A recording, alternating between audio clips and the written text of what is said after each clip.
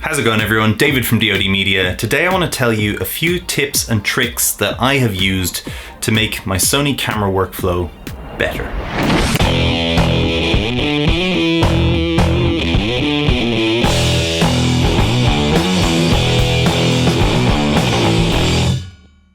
So Sony's mirrorless cameras have taken over a huge area of indie filmmaking because they're a super high resolution picture in a super tiny format at a, I'm not going to say super tiny, but relatively affordable price for what it does.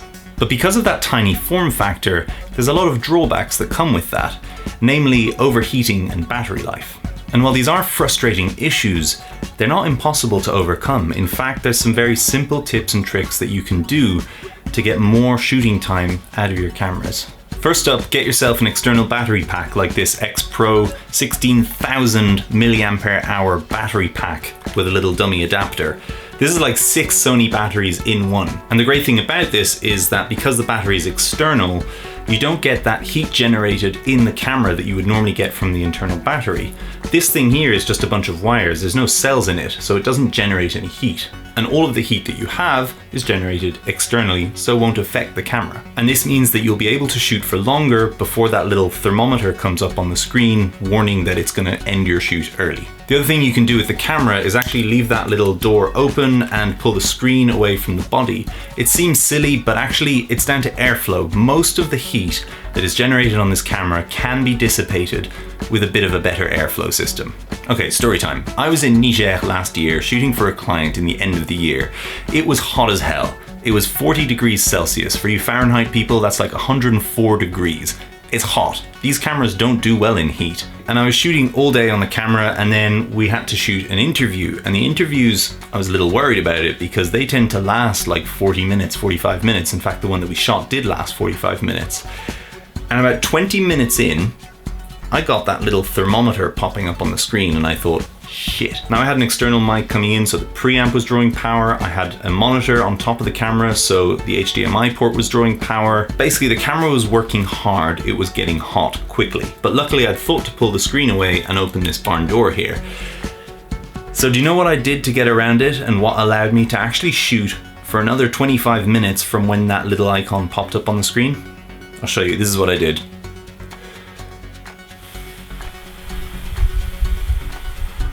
I blew on my camera.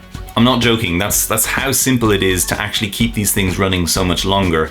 It's just dissipating that airflow a bit better. Just the tiniest bit of air from me blowing on it was able to move the hot air that was kind of coagulating around it, move that out of the way, let cooler air in, and so the camera was able to shoot for longer. And what happened was the little thermometer disappeared, and then it would reappear again. I'd blow on it and it would disappear again.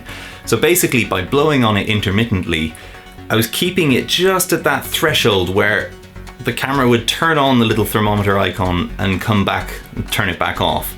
And that threshold is pretty low, to be honest. Without blowing on the camera, I've had that icon come up and then the camera shuts down like maybe 10 minutes later.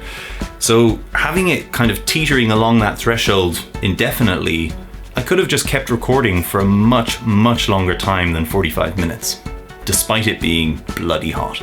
And if you know that you're going to be shooting in a hot place and that you're not in a position to be able to blow on your camera, you could even get like a tiny little portable fan and attach it to a tripod if you're shooting on a tripod and just aim it at the camera.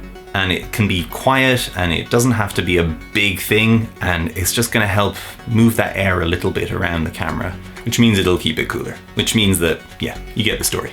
Okay, next up, if you're not able to actually use an external battery pack because, I don't know, you're shooting on a gimbal or that kind of thing, just get yourself a handful of batteries. Now, I can highly recommend RAV Power or DSTE. They're both very good. They both have more juice than the Sony official batteries, and they're like a third of the price. Another thing you need to get yourself is an external battery charger. Again, I recommend RAV Power. I use it a lot. I use it all the time, in fact.